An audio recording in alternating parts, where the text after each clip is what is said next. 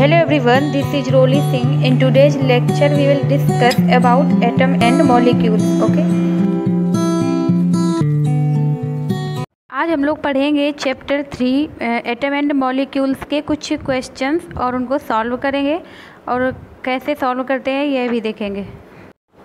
तो चलिए आज का हमारा फर्स्ट क्वेश्चन है 0.24 ग्राम ऑक्सीजन एंड बोरान युक्त यौगिक के नमूने के विश्लेषण द्वारा यह पाया गया कि उसमें 0.096 ग्राम बोरान और 0.144 ग्राम ऑक्सीजन है। उस यौगिक में प्रतिशत संघटन का भारात्मक रूप से परिकलन ज्ञात कीजिए।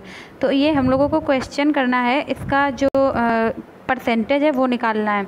तो इसको निकालने के लिए हम लोगों को दिया है इसमें कि नमूने का द्रव्यमान दिया है 0.24 ग्राम और ऑक्सीजन का द्रव्यमान दिया है 0.144 ग्राम और बोरान का द्रव्यमान दिया है 0.096 ग्राम। ओके, इसके बाद हम लोग ऑक्सीजन का परसेंटेज कैसे निकालेंगे। ऑक्सीजन का परसेंटेज निकालने के लिए हम लोग जो हम लोगों को दिया था ऑक्सीजन का द्रव्यमान और उसके अपॉन में करेंगे नमूने का द्रव्यमान इंटू 100, क्योंकि हम लोगों को परसेंटेज निकालना है तो इंटू में 100 करना पड़ेगा।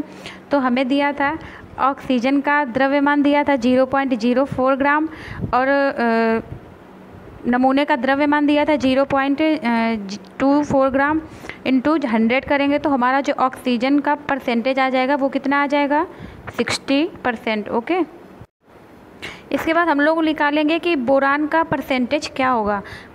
बोरान परसेंटेज निकालने के लिए बोरान का द्रव्यमान लिखना पड़ेगा और उसके बाद जो नमूने का द्रव्यमान है वो लिखना पड़ेगा इंटू 100 करना पड़ेगा।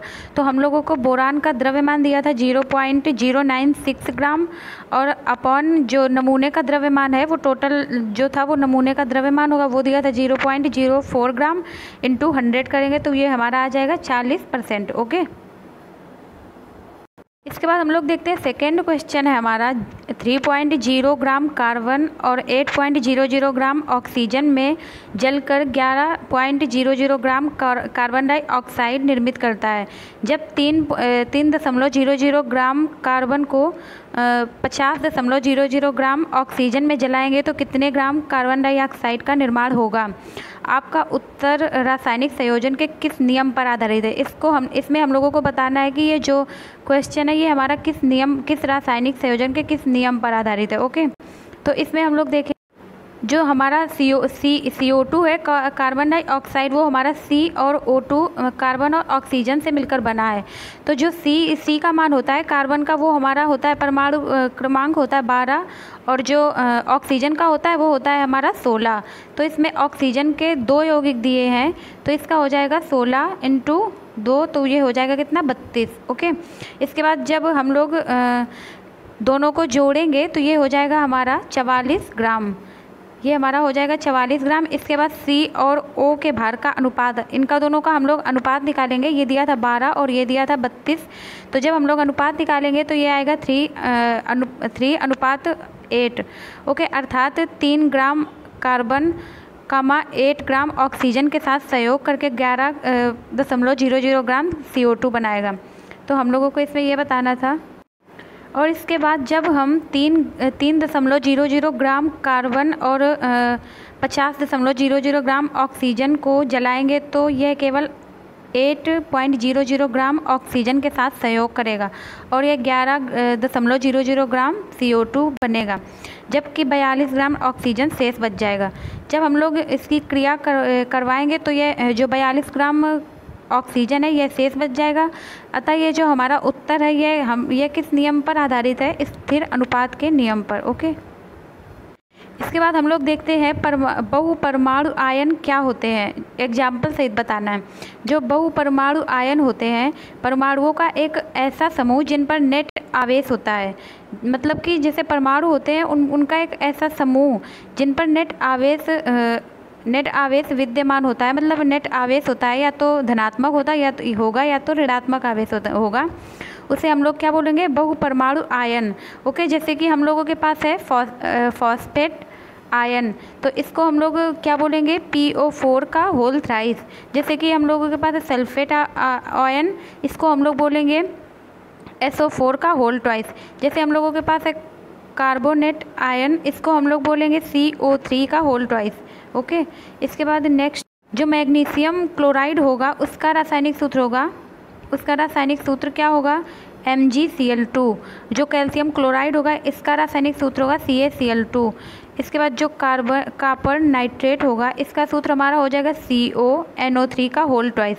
इसके बाद जो एल्यूमिनियम क्लोराइड है इसका हमारा सूत्र हो जाएगा AlCl3। इसके बाद जो हमारा दिया है कैल्शियम कार्बोनेट, तो इसका हमारा सूत्र हो जाएगा CaCO3, क्योंकि जो कैल्शियम है उसको हम लोग Ca होगा और जो कार्बोनेट का फॉर्मूला होता है वो होता है CO3, तो जब इन दोनों को मिला देंगे तो ये हो जाएगा CaCO3। ऐसे ही जो एल्यूमिनियम दिया था तो एल्यूमिनियम का फॉर्मूला होता है Al, जब उसमें क्लोराइड जोड़ेंगे तो वो हो जाएगा Cl3, तो इसका फॉर्मूला हो जाएगा AlCl3। ऐसे ही जो कॉपर नाइट्रेट दिया था तो कॉपर का होता है Cu, इसके बाद जब नाइट्रेट हम लोग जोड़ेंगे तो वो हो जाएगा NO3 का होल ट्वाइस। ऐसे ही कैल्शियम क्लोराइड का हो जाएगा CaCl2। ऐसे ही जो मैग्नीशियम क्लोराइड था इसका हो जाएगा MgCl2। इसके बाद हम लोगों को यौगिक में विद्यमान तत्वों के नाम बताने हैं। जैसे कि हमारा है बुझा हुआ चूना, तो इसका जो बुझा हुआ चूना है इसको हम लोग कैल्शियम हाइड्रोक्साइड बोल सकते हैं। जो कैल्शियम हाइड्रोक्साइड का फॉर्मूला होता है वो होता है CaOH का होल ट्वाइस, क्योंकि कैल्शियम का होता है Ca और हाइड्रोक्साइड का क्या होता है OH का होल ट्वाइस। जब किसी तत्व में OH का होल ट्वाइस लगेगा तो वो हो जाएगा हाइड्रोक्साइड, तो ये हो जाएगा कैल्शियम हाइड्रोक्साइड का फॉर्मूला। इसको हम लोग बोलते हैं बुझा हुआ चूना। इसमें जो विद्यमान तत्व होते हैं वो कौन कौन से होते हैं? विद्यमान तत्व हो जाएगा कैल्शियम और ऑक्सीजन और हाइड्रोजन, क्योंकि Ca है वो हो जाएगा कैल्शियम, जो O है वो हो जाएगा ऑक्सीजन और जो H है वो हो जाएगा हमारा हाइड्रोजन। ओके, इसके बाद हम लोगों को इसमें भी तत्वों के जो वो बताना है, क्या विद्यमान तत्व कौन कौन से होंगे। ये हो जाएगा हाइड्रोजन ब्रोमाइड का फॉर्मूला हो जाएगा HBr।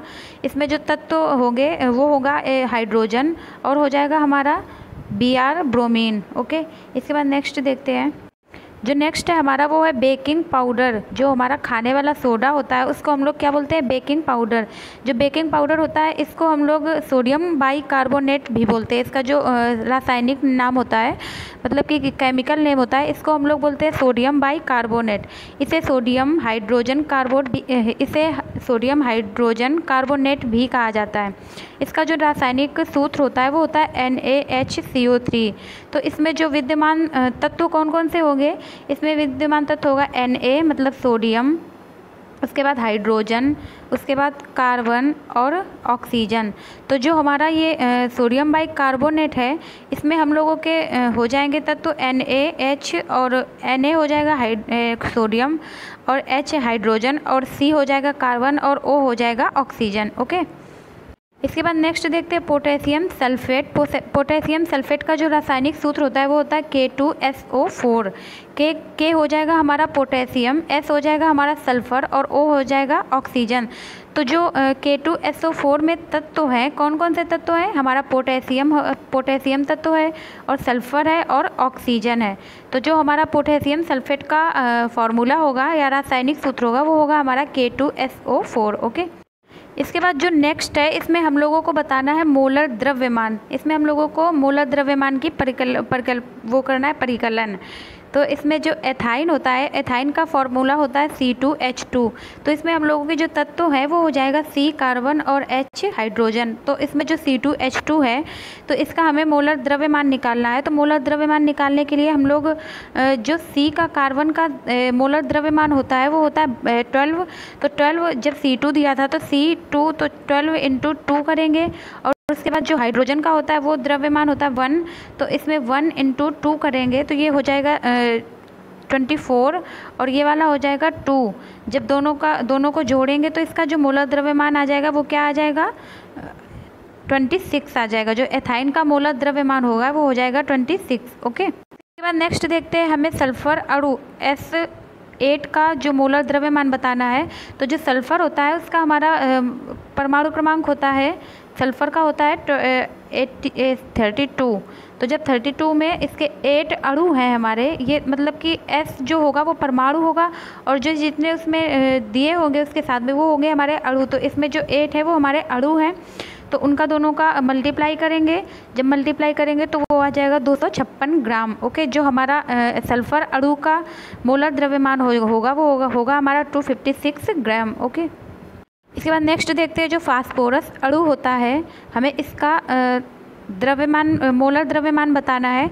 तो जो फास्फोरस होता है तो P बराबर हमारा होता है, P का जो होगा परमाणु होगा उसमें उसका द्रव्यमान होगा 31। जब 31 होगा तो उसमें जो अणु दिए हैं वो 4 दिए हैं।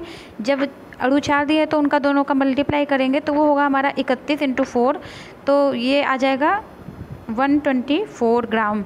जो हमारा फास्फोरस अणु का मोलर द्रव्यमान होगा वो हमारा कितना हो जाएगा 124 ग्राम। ओके, इसके बाद नेक्स्ट देखते हैं हाइड्रोक्लोरिक अम्ल का मोलर द्रव्यमान क्या होगा। इसमें जो हाइड्रोजन है इसका परमाणु क्रमांक 1 होता है और जो कार्बन है उसका होता है,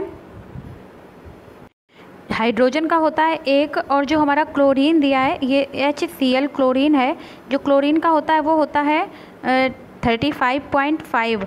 तो इनमें दोनों में 1 का मल्टीप्लाई करेंगे तो ये हमारा 36.5 ग्राम। ओके, जो हमारा HCl का मोलर द्रव्यमान होगा वो हमारा हो जाएगा 36.5 ग्राम। ओके, इसके बाद नेक्स्ट देखते हैं, हम लोगों को दिया है नाइट्रिक अम्ल। नाइट्रिक अम्ल का जो फॉर्मूला होता है वो होता है HNO3। तो इसमें हाइड्रोजन होगा और नाइट्रोजन होगा और ऑक्सीजन होगा। कौन कौन से अणु दिए? हाइड्रोजन, नाइट्रोजन और ऑक्सीजन। जब हाइड्रोजन का होता है 1 परमाणु क्रमांक तो हाइड्रोजन में 1 × 1 हो जाएगा और नाइट्रोजन का होता है 14, तो 14 × 1 हो जाएगा क्योंकि जो नाइट्रोजन के है वो एक अणु है तो उसमें नाइट्रोजन का 14 × 1 हो जाएगा। इसके बाद जो ऑक्सीजन दिया है, ऑक्सीजन का होता है हमारा 16, तो उसमें 16 × 3 हो जाएगा, तो ये हमारा टोटल हो जाएगा 63 ग्राम। जो हमारा नाइट्रिक अम्ल का मोलर द्रव्यमान होगा वो हमारा हो जाएगा 63 ग्राम। ओके, तो चलिए आज की क्लास में इतना ही और नेक्स्ट कुछ बचे हुए क्वेश्चन है वो हम लोग देखेंगे नेक्स्ट क्लास में। Thank you friends.